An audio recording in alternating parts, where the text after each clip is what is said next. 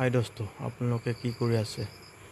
এয়া মই মনত পৰিলে আমাৰ তিনিঠেঙীয়া গৰুটো আপোনালোকক দেখাই দিওঁ বুলি চাওক। মোৰ তিনিঠেঙীয়া গৰুটো মই এৰালো। तू अपना बना ले शंभु, मैं किसी और का बन ना पाऊंगा, मैं किसी और का बन ना पाऊंगा। तू दूर न होना शंभु, मैं किसी और का हो ना पाऊंगा,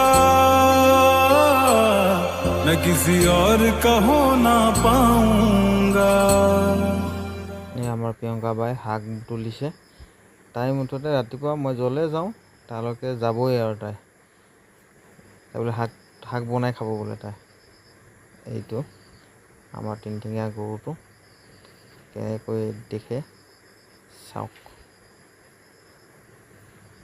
দোস্ত লাইক শ্বেয়াৰ কমেণ্ট কৰিব, যদি ভিডিঅ'টো চাই ভাল পাইছে জনাব।